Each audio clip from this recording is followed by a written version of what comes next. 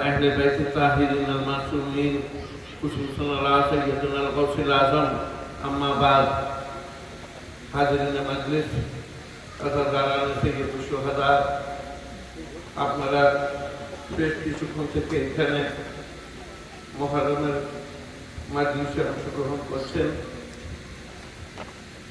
এবং উর্দু ও বাংলায় নকশিয়া পড়া হচ্ছিল। তারপরে আমাদের মাওলানা মাসায়েব সৈয়দুল শুহাদা বয়ান করলেন। এটা মানব ইতিহাসের এমন একটা করুণ ঘটনা কারবালা, যে এর পূর্বে না কোনো সময় ঘটেছে, না এর পরে কিয়ামত পর্যন্ত কোনো সময় ঘটবে। মহানবী চাঁদ প্রত্যেক বছর যখন বেড়ায়, এই একটাই দুঃখ যে প্রত্যেক বছর লাগে যে কারবালার যে দুঃখ সেটা তাজা হয়ে গেছে, এবং এমন লাগে যে এই বছর এই ঘটনাটি হয়েছে। এটা কিন্তু 1-2 বছরের না, শত শত বছর পিছনের ঘটনা। এই 1400 বছর হতে আসলো, কিন্তু এই অনুভবটা পুরো পৃথিবীতে হয়। আর আজকে দেখুন, আমরা ইতিহাসের দিকে দেখতে গেলে ইয়াজিদের সময়, ওর বংশধরদের সময়, সব সময় ঘটনাকে চেপে দেওয়ার চেষ্টা করা হয়েছে।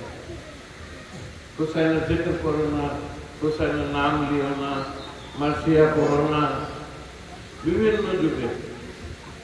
কিন্তু আর বড় বড় জালেম বাদশারা এসছে, যারা এই দমন করতে চেয়েছে আজাদ গিয়েছে কিন্তু শুহাদাকে।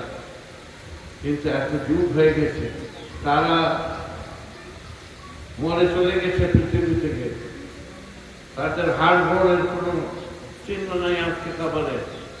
কিন্তু হুসাইনের নাম তাজা আছে, এবং হুসাইনের নাম কায়েম আছে, কিয়ামত পর্যন্ত এটা থাকবে। কেন? এর পিছনে রহস্য কি? যে যতই জালেম বাদশা আছে, কিন্তু আল্লাহ পাক স্বয়ং চান যে এই নামে হুসাইন কায়েম থাকুক। এইভাবে আজাদ দাঁড়িয়েছে কিন্তু শুহাদা। অনেকেই ভটকাবার চেষ্টা করে, এই আজাদারি থেকে মানুষকে সরাবার চেষ্টা করে। এত বড় একটা করুণ ঘটনা এখনো কিন্তু আমাদের মুসলমানদের মধ্যে কারবালার ঘটনা পৌঁছায়নি। এই একটা দল আছে সুন্নিদের মধ্যে, আউলিয়া আল্লাহের দল। খাজা মুঈনুদ্দিন চিশতি আছেন আজমেরে, নিজামুদ্দিন আউলিয়া আছেন, ওয়ারিসে পাক আছেন। ইনাদের দরবার থেকে চিরদিন এটা প্রচার হয়েছে, এবং ওই দরবারগুলো চিরদিন ধরে রাখবে আজায়ে হুসাইন। এবং আল্লাহর মর্জি এটা যে কিয়ামত পর্যন্ত এই জিকিরটা কায়েম থাকবে, তাই কায়েম আছে। আমি সংক্ষেপে বলছি, যখন দেখুন নবীরা এসছেন পৃথিবীতে, 1,24,000 পয়গম্বর এসছেন, আউলিয়া সালেহিনরা এসছেন, ইমামরা এসছেন। আল্লাহ পাক কিন্তু ওনাদেরকে কোনো এইরকম কোন জিনিস দিয়ে দেন না রুতবা ও মার্তাবা। ওনাদের থেকে অনেক পরীক্ষা দিয়েছে। প্রত্যেকটা নবীর দেখবেন ওনাদেরকে বড় বড় পরীক্ষা দিতে হয়েছে, ইমামদেরকে পরীক্ষা দিতে হয়েছে। দুইটা ইসলামে কিন্তু ধারা বয়ে গেছে। আপনারা যদি দেখবেন, একদিকে ইনাদের জীবনী আছে, নবীদের, ইমামদের, আউলিয়া আল্লাহদের, সালেহীনদের, আর অপরদিকে রাজা বাদশাহদের। একদিকে ত্যাগ আছে, একদিকে ভোগবিলাসিতা আছে, একদিকে মহব্বত আছে, একদিকে নফরত আছে। তো এই জিনিসটা আপনি পেয়ে যাবেন। আমাদের এখানে ইসলামে রাজত্ব নাই, পৃথিবীকে গণতন্ত্র শিখিয়েছে ইসলাম। আমার নবী পাক গণতন্ত্র পৃথিবীতে প্রথমে এনেছিলেন, ওর পরে দুনিয়া শিখেছে। আজকে ইউরোপ, আমেরিকা, পুরো দুনিয়া চারিপাশে গণতন্ত্র, গণতন্ত্র, ডেমোক্রেসির কথা বলে। কিন্তু আমার নবী পাক দুনিয়াকে দেখিয়েছেন প্রথমে 1400 বছর আগে যে গণতন্ত্র কি। উনি যখন মসজিদে নববীতে বসে থাকতেন, একটা ভিখারি এসে ওনাকে প্রশ্ন করতে পারত, তার মধ্যে এই অধিকার ছিল যে ইয়া রাসূলুল্লাহ, আপনি আইনটা চালু করেছেন, এর পিছনে যুক্তি কি? রাসূল পাক ব্যাখ্যা করে বলতেন, তাকে বুঝাতেন। এটাই হচ্ছে গণতন্ত্র, হিউম্যান রাইটস, সাধারণ মানুষের যে ক্ষমতা দিয়েছিল। দুইটা ধারা সবসময়।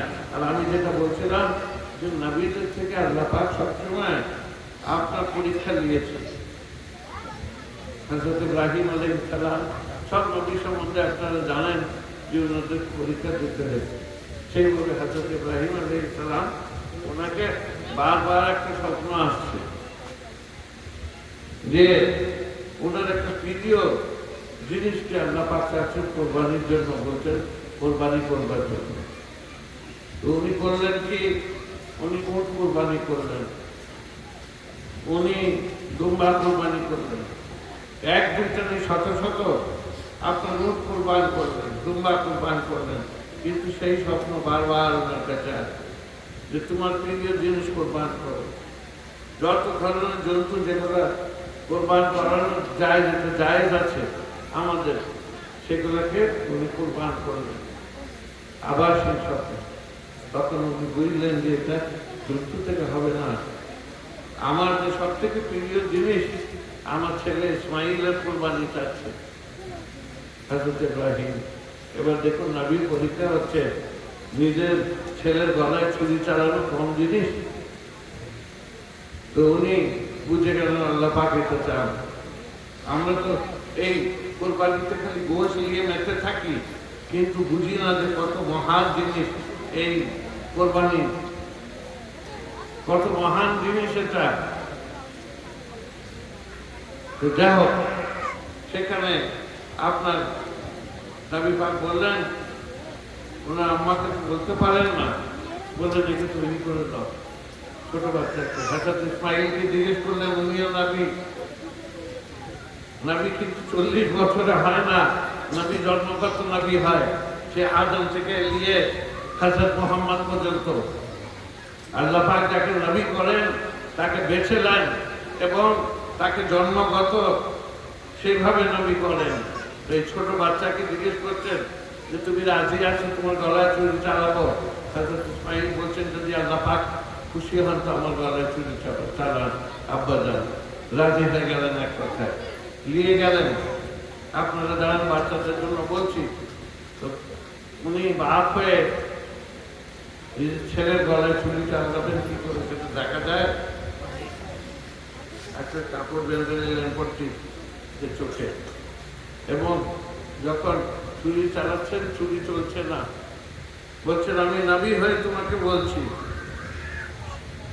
যে তোমাকে হুকুম দিচ্ছি ছুরি, যে তুমি কেটে দাও গলা। গলা কেটে ছুরি উনি জবা করে দিলেন। পরপর যখন পট্টি করলেন, খুলে দেখছেন যে সেখানে ইসমাইল সামনে দাঁড়িয়ে আছেন একটা দুম্বা চলে। দেখুন, এই যে নবী আল্লাহকে রাজি করতে চান। আমরা সাধারণ লোক হলে খুশি হতাম যে আমাদের কোরবানিও হয়ে গেল, আমাদের ছেলেও জিন্দা হয়ে আছে। কিন্তু উনি না, কাঁদতে লাগলেন যে আল্লাহ, আমার কি কোরবানি কবুল হলো না?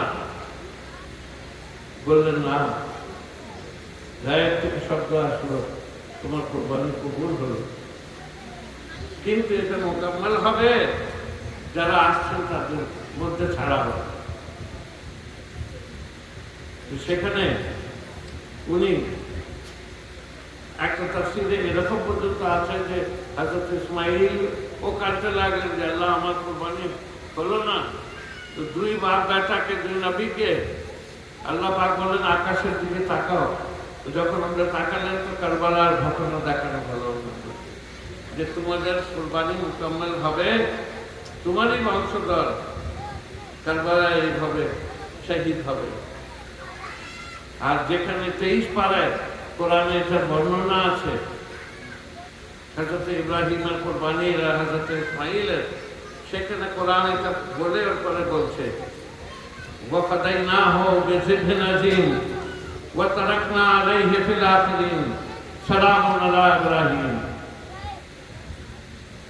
যে যারা আসছেন তাদের উপরে এই কোরবানিটা, এই কোরবানি মানে জিভে আজিম বলছে কোরআন,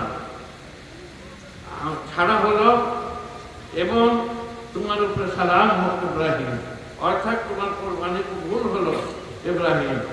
কিন্তু এই যে জিভে আজিম এটা যারা আসছে তাদের উপরে ছাড়া হলে এটা মোকাম্মল হবে। এর মধ্যে যারা তাফসীর করেছেন, যাদের মনে আহলে বাইতের বিদ্বেষ নাই, মুফাসসিরিন, তারা ইমাম জাফর সাদিক আলাইহিস সালাম ৬তম ইমাম যিনি, উনি বলেছেন এটা কারবালার দিকে সরাসরি ইঙ্গিত আছে কোরআনে। কোরআনে যে ঘটনাটা পূর্বে হয়েছে তার বর্ণনা আছে বিস্তারিত, কিন্তু যে ঘটনা হবে তার তো সেরকম থাকতে পারে না। যে কোনো গ্রন্থতে আপনার আসমানি কিতাবে থাকতে পারে না, তার দিকে ইঙ্গিত থাকে। তো এটা ইঙ্গিত আছে কারবালার দিকে, যে যারা আসছেন তাদের উপরে ছাড়া হলো। হযরত ইব্রাহিমের এই ঘটনার পরে এমন কোরবানি পৃথিবী দেখেনি, আর একে জিভে আজিম বলা হচ্ছে। কোরআন বলছে জিভে আজিম। ইমাম জাফর সাদিক বলছেন, যুক্তি দিয়ে দিয়েছেন তাফসীরে, যে কোনো সময় একটা পশু সে জান্নাত থেকে আসুক আর যেখান থেকে আসুক, কোনো সময় আশরাফুল মাখলুকাত হচ্ছে মানুষ, তার থেকে বড় হতে পারে না। জন্তু জন্তু আছে, আর ইনি তো নবী হযরত ইসমাঈল, ইনার থেকে জন্তু বড় হতে পারে না, জিভে আজিম হতে পারে। তো জিভে আজিম কি হতে পারে? আলে নবী জিভে আজিম হতে পারে। আর আলে নবী হচ্ছেন ইমাম হুসাইন আলাইহিস সালাম, উনি আলে ইব্রাহিম, আলে ইসমাঈল এবং আলে মুহাম্মদ, তো উনি জিভে আজিম হতে পারেন। তো তাই একজনের উর্দু কবি, উনি অনেক বড়, আপনার বেকার ওনার নাম আছে, উর্দু সাহিত্যতে একটা বড় ওনার নাম, উনি এর সম্বন্ধে লিখেছেন। উনি লিখছেন যে क्या बढ़ गई खलील से कुर्बानी हुसैन, क्या बढ़ गई खलील से कुर्बानी हुसैन, जिभे अजीम कौन है कुरान से पूछिए, जिभे अजीम कौन है कुरान से पूछिए। तो इस पर আল্লাহ পাক সরাসরি বর্ণনা করেছেন। এবং ওর পরেও হযরত আল্লামা ইউসুফ আলী আছেন, উনি ইংলিশে কোরআন পাকের অনুবাদ করেছেন এবং তাফসীর লিখেছেন, উনিও লিখেছেন, তাহের আল কাদের লিখেছেন, বিভিন্ন মুফাসসিরিনরা লিখেছেন যে জিভে আজিম আর কিছু না, এটা ইমাম হুসাইন আলাইহিস সালামের কোরবানি আছে। তো কোরআন এই কোরবানিকে এত বড় দরজা দিচ্ছে। এবার আমরা আসি রাসূল পাকের জীবনের দিকে। যেদিন ইমাম হুসাইন জন্মান ৩ শাবান মদিনায়, নবী পাকের কাছে যান, উনি স্বপ্নতে দেখলেন যে নবী পাকের দেহ মোবারক এর এক অঙ্গ কেটে ওনার কোলে পড়েছে হাতের দিক দিয়ে। এখানে হঠাৎ করে দেখলেন, স্বপ্নতে দেখছেন, ওইটা দেখে ওনার এমন হলো ওনার স্বপ্ন ভেঙে গেল। উনি ভাবলেন যে তখন প্রায় ইসলামিক যুদ্ধ হতো, নবী পাক কোথাও আহত হবেন নাকি ওনার শাহাদাত হবে, কি হবে। এই ধরনের কেন দেখলাম যে নবী পাক এর একটা অঙ্গ কেটে আমার গায়ে এসে পড়লো, এটা কি? এই ধরনের এমন স্বপ্ন ছিল, উনি অনেক পরেশান হলেন। তো উনি গভীর রাত্রেই মসজিদ নববীর সামনে এসে দাঁড়িয়ে গেলেন। পাশেই বাড়ি ছিল, ওখানে নামাজ হলো ফাজরের। আসহাবে রাসূলরা সব দেখা করে এক এক করে মসজিদ থেকে বেরালেন। নবী পাক যখন বেরিয়ে আসছেন, উনি প্রশ্ন করলেন, ইয়া রাসূলুল্লাহ, আমি আজকে একটা ভয়ঙ্কর স্বপ্ন দেখেছি। দেখছি আপনার দেহর একটা অঙ্গ কেটে আমার গায়ে পড়েছে, কি হয়েছে ইয়া রাসূলুল্লাহ, কি হবে? আপনি কি কোনো যুদ্ধতে, ইসলামী যুদ্ধতে শহীদ হবেন না আপনার কোনো ক্ষতি হবে, আহত হবেন? তখন রাসূল পাক হাসলেন, এসে বলেন, তোমার যে স্বপ্ন রুয়ায়ের সাথে আছে, আপনার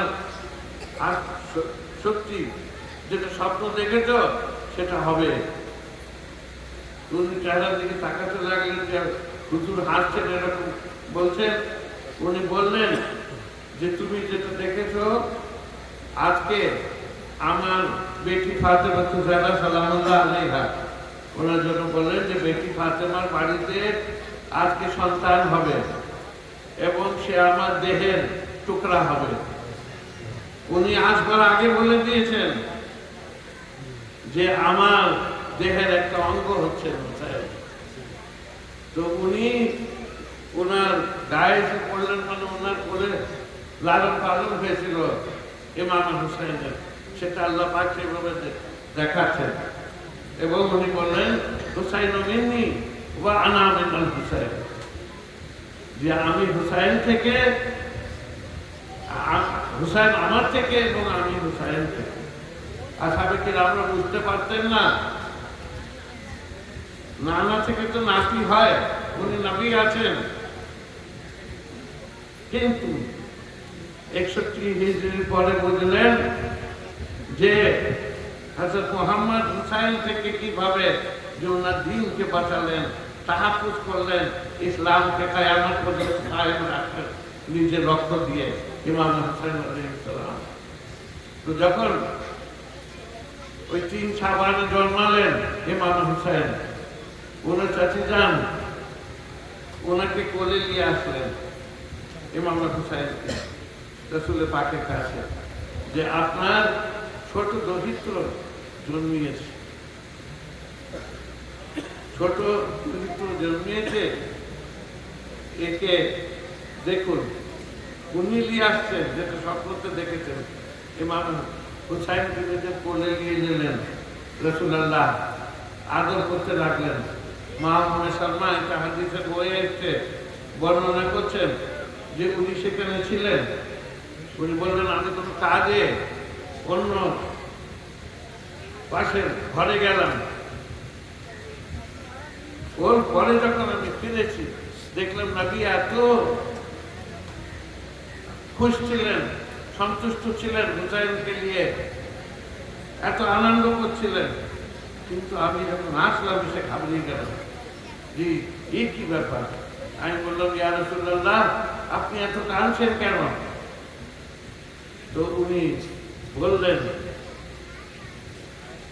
এমন অবস্থা ছিল, উনি বর্ণনা করছেন যে উনি কালো গামলি পরতেন, সেটা আপনার একেবারে ভিজে গেছে অসুখ থেকে, এবং হুসাইনের গাও ভিজে গেছে হযরত মুহাম্মদ রাসূল থেকে। উনি বললেন, ইয়া রাসূলুল্লাহ এখন তো আপনি এত খুশি ছিলেন, কাঁদছেন কেন? দেখে এত কাঁদছেন কেন? বলে, আমি যখন হুসাইনকে নিয়ে খেলছিলাম কাঁদছিলাম, আমি খুশি ছিলাম। তখন জিবরিল আমিন এসে আমাকে বললেন যে আপনি যাকে নিয়ে এই এত আনন্দ করছেন, এত খুশি আছেন, এই কারবালায় একদিন আপনার বরবাদ উম্মতের মধ্যে থেকে কিছু হুসাইনকে শহীদ করবে এবং 3 দিন পাবে না পানি, তার ছোট ছোট বাচ্চারা পানি পাবে না। পুরো ঘটনাটা জিবরিল ইমাম হুসাইন আলাইহিস সালামকে বললেন, যা যা হবে কারবালায়। একজন কবি লিখছে উর্দুতে যে किसी गम में आंसू बहाने से पहले, किसी गम में आंसू बहाने से पहले नबी रोए शह पे जमाने से पहले। সব থেকে প্রথমে যদি কেউ কেঁদেছে ইমাম হুসাইন আলাইহিস সালামের উপরে, ওনার শাহাদাতকে মনে করে, মনে রাখবেন আপনার নবী পাক কেঁদেছেন সব থেকে প্রথমে ইমাম হুসাইন আলাইহিস সালামের শাহাদাতকে মনে করে 3 শাবানের দিন। এবং একবার না, হাদিসের বইয়ে আছে যে 7 বার এইভাবে ওনাকে জিবরিল এই সংবাদ এনে দেন যে হুসাইন শহীদ হবেন। কারবালায়। আপনি জানেন নবী পাক ওর পরে বাচ্চাদের তো কপালে চুম্বন খাওয়া যায়, গালে মানুষ চুম্বন খায় ছোট বাচ্চাদের, নাতিদের, কিন্তু ওর পরে থেকে ইমাম হাসানের কপালে চুম্বন খেতেন নবী পাক, ওনার গালে খেতেন, কিন্তু ইমাম হুসাইনকে যখনই কোলে নিতেন ওনার গলায় চুম্বন দিতেন। ওনাকে দেখানো হয়েছিল, ওনাকে বর্ণনা করা হয়েছিল কিভাবে হুসাইন শহীদ হবেন কারবালায়। তো নবী পাক আপনারা যেটা আজকে করছেন এটা কিন্তু সুন্নতে রাসূলুল্লাহ করতেন। যেমন সুন্নতে রাসূলুল্লাহ নামাজ পড়া, যেমন সুন্নাত আছে বিভিন্ন জিনিস আপনার খেজুর খাওয়া করা, এটা একটা বড় সুন্নাত যে ইমাম হুসাইন আলাইহিস সালামকে মনে করে কাঁদা, ওনার গানকে মনে করা। একজন বলছেন, উনি অনেক বড় সাহিত্যিক, উনি বলছেন যে সে কম মুর্দা আছে যে নিজে শহীদদেরকে মনে করে। শহীদরা যে কোনো কমের জন্য যারা শহীদ হয়েছে, আমাদের দেশের জন্য অনেক হয়েছে শহীদ, আমরা স্বাধীনতা দিবসের দিন মনে করি তাদেরকে। ইসলামের শহীদ, যখন শহীদরা নিজের কুরবানি দেন, নিজের বাচ্চাদের সম্বন্ধে চিন্তা করেন না, নিজের ঘর সম্বন্ধে চিন্তা করেন না, কারো সম্বন্ধে চিন্তা করেন না, ওনাদের সামনে একটাই লক্ষ্য থাকে যে এটাকে আমাকে রক্ষা করতে হবে, এর জন্য আমাকে যদি দরকার হয় নিজের প্রাণ দিতে হবে। তো এত বড় যে একটা কোরবানি ইমাম হুসাইন আলাইহিস সালাম দিয়েছেন, এটা আমাদের দায়িত্ব যে আমরা মনে করি, এবং এটা তো সুন্নাতে রাসূলুল্লাহ আছে। উনি 7 বার কেঁদেছেন ইমাম হুসাইনের জন্য, এবং উনি এখন অনেক মসজিদে আপনার, আমি সেদিন পড়ছিলাম একটা বইয়ে, 2টা খুতবা হয়, একটা প্রথমে একটা উপরে সাদি খুতবা হয়, তো ওর মধ্যে একবার করে মেম্বারে বসে যাওয়া হয়। এটা আরম্ভ হয়েছে কখন থেকে? রাসূল পাক খুতবা দিচ্ছিলেন মসজিদে নববীতে, হামা দিতে দিতে ইমাম হুসাইন ভিতরে ঢুকলেন, পাশেই বাড়ি ছিল, পড়ে গেলেন। রাসূলুল্লাহ জুমার খুতবা বন্ধ করে দিলেন ইমাম হুসাইনের জন্য। সেখানে বললেন না যে বিলাল হুসাইনকে নিয়ে আসো, সালমান হুসাইনকে নিয়ে আসো, বলেননি। নিচে গেলেন, একদম শেষ প্রান্তে দরজার সামনে যে ইমাম হুসাইন আলাইহিস সালামকে তুললেন, তুলে এনে সেখানে বসলেন, বসে উঠে হুসাইনকে কোলে নিয়ে খুতবা দিলেন। এবার খুতবা হুসাইনের উপরে ছিল যে দেখে দাও আমার দরিদ্রকে, আমার আহলে বায়তকে কোনো সময় কষ্ট দিবে না। জায়গায় জায়গায় গাজী রকমের ময়দানে এই যে নবী পাক বলে দিয়ে জাননি না, বারবার বলেছেন যে খবরদার করছি তোমাদের থেকে যে আমার আহলে বায়তকে ছেড়ে যাচ্ছি, আমার বংশকে, এদেরকে কিন্তু জুলুম করো না। কেন ওনাকে 7 বার বলা হয়েছিল কিভাবে জুলুম করবে এই উম্মত। খবরদার নাইনসাফি করো না আমার আহলে বায়তের সঙ্গে, কিয়ামতের দিন ধরবো তোমাদেরকে। নবী পাক এইভাবে জায়গায় জায়গায় বলেছেন, আঘাত করে দিয়েছেন, দেখিয়ে ইমাম হাসান ও হুসাইনকে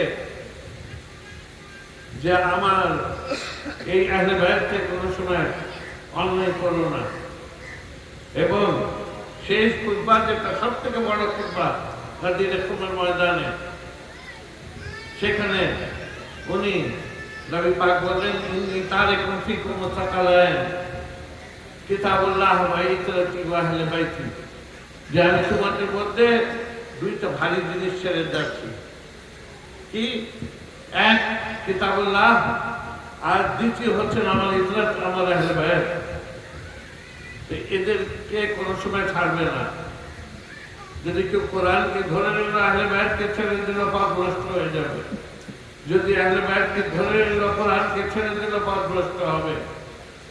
দুইটাকে নিয়ে যে ধরে রেখেছে সে কিন্তু রাসূল পাক বলছেন তোমাদের সঙ্গে হজে কাউসারে দেখা হবে যদি এই দুইটাকে ধরে রাখো আহলে বাইত আর কোরআনকে,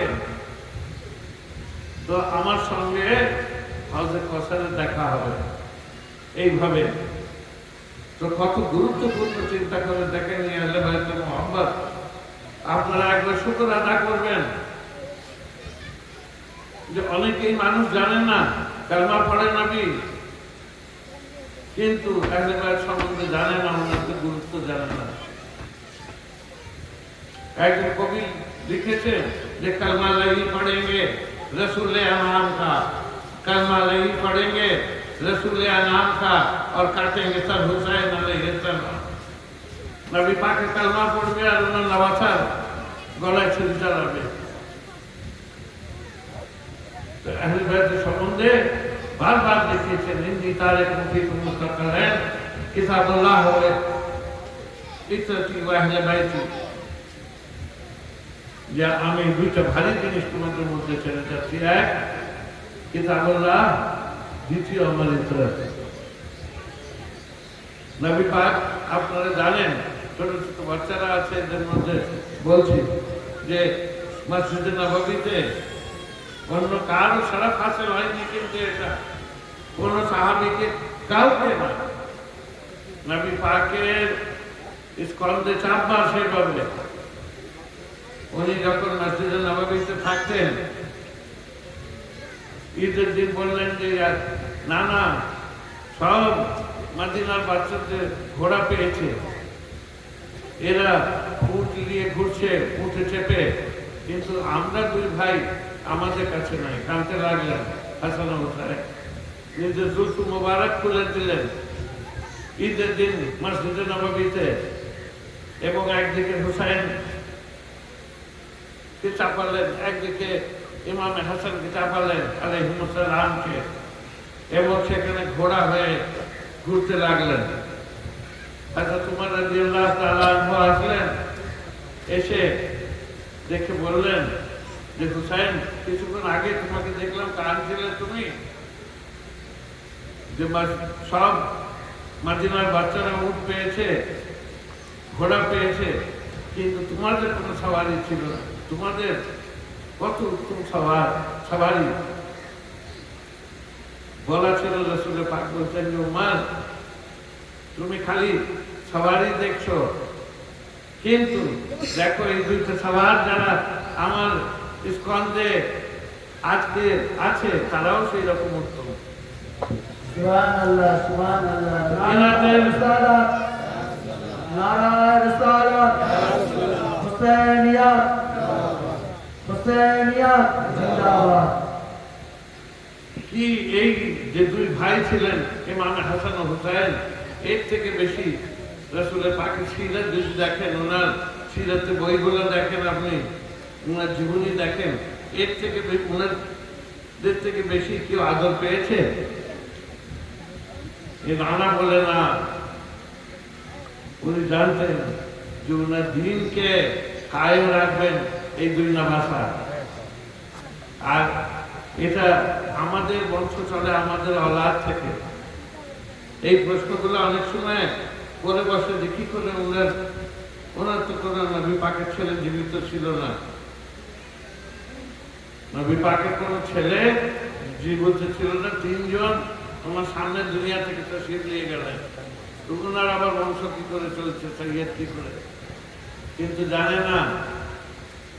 যখন নিজে শাহজাদাকে একজনকে দফন করছিলেন রাসূল পাক, এটা তাফসীর আছে ইন্না আতাইনাকাল কাউসার, তো উনি ইহুদিরা হাসছিল, বলছিল যে এই যে নবী আছে, রাজকাঠা আছে, নাউযুবিল্লাহ, এর কোনো ছেলে পিলে নাই, বংশ চলবে না, তো এর ধর্ম কি করে চলবে? রাসূল পাক অনেক একটা নিজের ছোট বাচ্চাকে দফন করতে এসছে, এই কথা শুনে আরো উনি তার জানতে লাগলেন। অনেক সময় অনেকগুলি কান্নার বিরুদ্ধে ফতোয়া দেয়, 3 দিনের বেশি গর্ভ করতে নাই, এগুলো কিন্তু অবান্তর কথা, হাদিসের বিরুদ্ধে কথা। নবী পাকের জীবনীতে আমরা দেখেছি জায়গায় জায়গায় নবী কেঁদেছে। একটা জালেম কাঁদে না কোনো সময়, জালেম যে আছে কোনো সময় কাঁদে না, যে নিষ্ঠুর হয় সে কাঁদে না। আর যাদের চোখ থেকে অশ্রু বেড়ায় সেটা একটা ভালো লোকের আলামত, ভালো মনের আলামত হচ্ছে কাঁদা। নবী পাক জায়গায় জায়গায় কেঁদেছে, এত নরম মন ছিল, উনি রাহমাতুল্লিল আলামিন ছিলেন। তো উনি কাঁদছিলেন এততে এই সূরাটা নাযিল হলো, ইন্না আতাইনাকাল কাউসার ফাসাল্লি লিরাব্বিকা ওয়ানহার ইন্না শানিআকা হুয়াল আবতার। যে আপনি আপনাকে কসরতা করা হলো, আপনাকে কসর দেওয়া হলো, এবং যারা আপনার শত্রু তারা হচ্ছে আপনার, তারা নির্বংশ। সত্যি যারা আহলে বাইত থেকে দুশ্মনী করে কয়েক, আপনার পুষ্টের পরে কয়েক, এর পরে তারা কিন্তু নির্বংশই হয়ে যায়। কেন কোরআন বলছে এটা, আহলে বাইতের দুশ্মনী এমন সে নির্বংশ হয়ে যায়, তার নাম নিশান মিটে যায়। কিন্তু আল্লাহ পাক বলছেন যে যারা আপনার দুশ্মন তারা আপনার কসর দিয়ে হলো। কসর কে আমরা হাদিসের বইয়ে পেয়েছি, এটা কোনো গল্প কাল্পনিক তৈরি করা কথা না। যে মা উম্মে সালমা কে রাসূল পাক কারবালার মাটি দিয়েছিলেন এবং বলেছিলেন, কাঁদছিলেন যখন একবার, মানে বললেন এখন জিবরিল আমাকে কারবালার মাটি এনে দিয়েছে, এটা রাখো, যেদিন এটা লাল হয়ে যাবে ভাববে আমার হুসাইন শহীদ হয়ে গেছে। তো এই 61 হিজরিতে যখন হুসাইন কারবালায় গেলেন, মা উম্মে সালমা মদিনায় ছিলেন, জীবিত ছিলেন। উনি সারা দিন অনেক বেচাইন ছিলেন। আশুরার দিন, আসলে আশুর একটু ওনার চোখ লাগলো, উনি স্বপ্নতে দেখছেন রাসূলের পাককে, দেখছেন যে জুলফুল মুবারক পুরো খোলা, পুরো গায়ে আপনার ধুলো ময়লা লেগে আছে। জিজ্ঞেস করলেন, ইয়া রাসূলুল্লাহ এরকম অবস্থা আপনার কেন, কি করছিলেন আপনি? উনি স্বপ্নতে জিজ্ঞেস করলেন, এরকম এত আপনি গমগীন, এত বেচাইন কেন? তো বললেন, যে দিনের জন্য তোমাকে উম্মে সালমা বলেছিলাম সেই দিন আজকে 61 হিজরির আশুরা। এবং উনি একটা শিশি দেখালেন মা উম্মে সালমাকে, এগুলো হাদিসের ভাষা, যে দিয়ে বললেন যে আমি সারাদিন যত কারবালার শহাদা আছে তাদের রক্ত এর মধ্যে লিখছিলাম। সারাদিন আমি নিজে দেখেছি এক একজনের শহীদকে, তাই আমার এই অবস্থা, এবং তাদের রক্ত আমি সংগ্রহ করেছি। সারাদিন আমার হুসাইন শহীদ হয়ে গেছে কারবালায়, তাই তোমাকে বলতে এসেছি। উনি উঠলেন বেকারার হয়ে, মা উম্মে সালমা করে উনি সঙ্গে সঙ্গে যে দেখলেন যেটা মাটি দিয়েছিলেন রাসূলের পাক, তার কি অবস্থা দেখলেন, সেটা রক্ত হয়ে গেছে। কাঁদতে লাগলেন মাথা চাপড়িয়ে, এবং চারিপাশে বলতে লাগলেন মদিনায় যে আমার হুসাইন শহীদ। হুসাইন তো জঙ্গলে শহীদ হয়েছিলেন কারবালায়। এই সংবাদ পৌঁছালো এত তাড়াতাড়ি কি করে মদিনায়, কি করে পৌঁছালো মক্কায়? মা উম্মে সালমা বললেন, রাসূলের পাক অনেক সাহাবীদেরকে স্বপ্ন দেখালেন যে আমার হুসাইন শহীদ হয়েছে, এবং এই অবস্থায় দেখলেন যে রাসূলের পাক গিরিয়াও জারি করছে।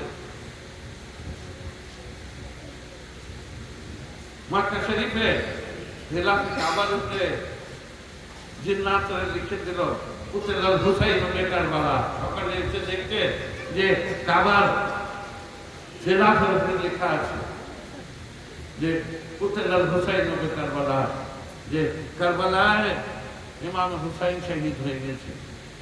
চারিপাশে পুরো মক্কাও কাঁদছিল। আজকে যদি আমরা কাঁদি ইমাম হুসাইনের, এটা কিন্তু আসহাবে রাসূলরা কেঁদেছেন, নবী পাক কেঁদেছেন, আহলে বাইতরা কেঁদেছেন, উম্মুল মুমিনিন কেঁদেছেন ইমাম হুসাইনের জন্য।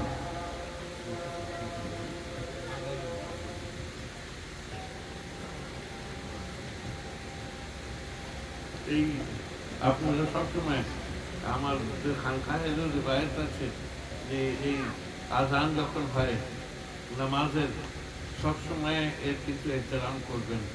ইমাম হুসাইন এই আজানকে এই নামাজকে বাঁচাতে কারবালায় গেছিলেন। কোনো সময় কিন্তু তার এহতেরাম হওয়া উচিত না কোনো সময়। আর কোরআনের আদেশ হিসাবেই আমরা এসব পালন করি। আল্লাহ পাক আমাদেরকে তৌফিক দেন এবং আমাদেরকে যাতে জিকরে আযা করবার তৌফিক দেন। মওলা পাকের একটা কবিতা পড়ে আমি দিয়ে শেষ করব। সেখানে উনি লিখছেন, আমার দাদা হুজুর নিজের দিওয়ানে লিখছেন যে ও জনাবে শবরো শবীর का तो मग़फ़िरत मरहमत कीजिए मुझको आज़ादार उनका आखिर होने का। तो उन्हीं दुआ चाहছেন আল্লাহ পাকের কাছে যে আমাদেরকে শোক পালনকারী বানিয়ে দেন ইমাম হুসাইন আল্লাহ পাক। আল্লাহ পাক আপনাদেরকে তৌফিক দেন যে আপনারা এইভাবে প্রত্যেক বছর এইখানে জিকরে আযা করতে পারেন ইমাম হুসাইনের জন্য। এবং এটা মনে রাখবেন যেটা আলিয়া আল্লাহের রাস্তা, এতে আলিয়া আল্লাহরা খুশি হন। যে সিলসিলা থেকে আমরা আছি হুজুর পাকের যাতে আলা হচ্ছেন ইমাম হুসাইন, যিনি 365 দিন ইমাম হুসাইনকে মনে করতেন, উনি এই আজাদারি থেকে খুশি হবেন এবং হুজুর সাল্লাল্লাহু আলাইহি ওয়াসাল্লাম আহলে বাইতে আতার খুশি হবেন এই আজাদারি থেকে। আমাদেরকে আল্লাহ পাক তৌফিক দেন, আমাদের নসল এর পরে যারা আছে এই যাতে এই সিলসিলাটা চলতে পারে। আর এই আজাখানায় আল্লাহ 100 বছর পূরণ হয়েছে, যাতে এর কয়েকশো বছর পর্যন্ত এইভাবে আজাদারি হতে থাকে। এবং যারা যারা এখানে হাজির আছেন ইয়া আল্লাহ এনাদের যা যা তামান্না নিয়ে এই মাহফিলে পাকে এসেছেন সেটা পুরো হয়। আর 10 দিনেরা এখানে আজাদারি করেছেন, আজকে শাহাদুল্লাহ মাহফিল, এই 10 দিনের আজাদারি এনাদের কবুল হয়। এই নজর নিয়াজ এনারা যা করেছেন দরবারে সৈয়দ সোহাদাতে পৌঁছাক, মওলা হুসাইন এটাকে কবুল করেন। ওয়া আখির দাওয়ানা আলহামদুলিল্লাহি রাব্বিল আলামিন। লা ইলাহা ইল্লাল্লাহু মুহাম্মাদুর রাসূলুল্লাহ।